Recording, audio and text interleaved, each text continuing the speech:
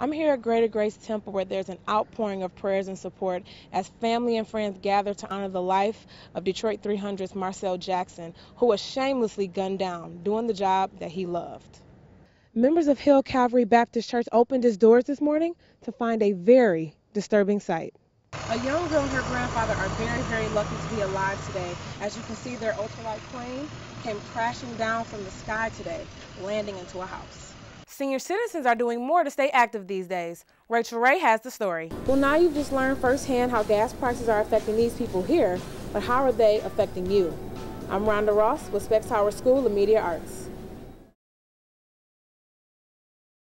Today's Sunday services, cleaning up the mess left behind when vandals broke into this church on Detroit's east side. I couldn't even get in my office this morning. They pulled all the drawers out, emptied them out on the floor. Chairs, drums, keyboards, sound equipment all stolen, and the sanctuary a complete disaster. We don't exactly know what all they took, but they took all that they could. It appears the vandals entered through this window sometime late Saturday night, dismantled the security bars, and wreaked havoc throughout the night. There were no witnesses, and to make matters worse, this is not the first time Hill Calvary has been broken into. To this day, there are still no leads and no witnesses to help tie the pieces together as to what happened that morning. This is a busy intersection. Something always is going on. It's never dead. It's never a dead intersection. It's, gunshots go out, people pop out their windows and lift up their, their blinds and they look. But now we have a situation where nobody knows anything. Despite this family's continual search for answers and justice, tonight's vigil has a dual message for the city. What does it take for us as the citizens of Detroit, for the police and the city officials to do something about this, or is it going to continue? Affectionately called Uncle Marvin, this family thinks back to the memories of his infectious personality and the love he brought to his family. It was in the early morning hours of June 20th when Marcel, working security detail at Club Pandemonium in downtown Detroit, escorted a young man out of the club for assaulting a young woman.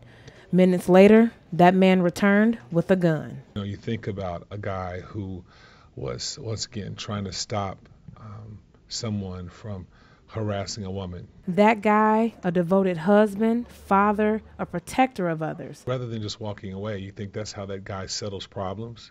He beats up on women in clubs and then he shoots and basically, assassinates a father of 6. I mean, that's how you solve problems. Today, hundreds of family and friends are outraged, grieving, and heartbroken that a man who devoted his life to protecting others could so shamelessly fall victim to the job he cares so much about. Not many people experience what the Kirchners went through this afternoon. Hey, look, a plane is coming.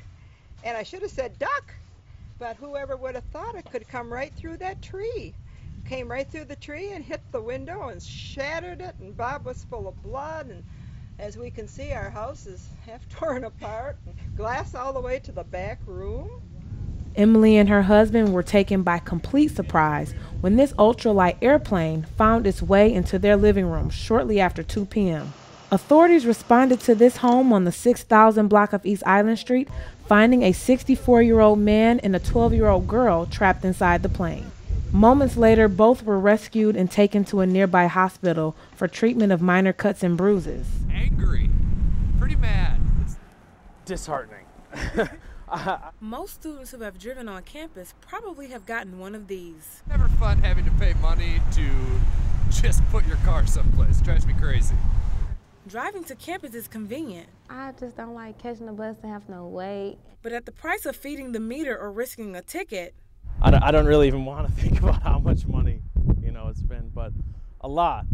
the price for parking violations range from $10 to $100.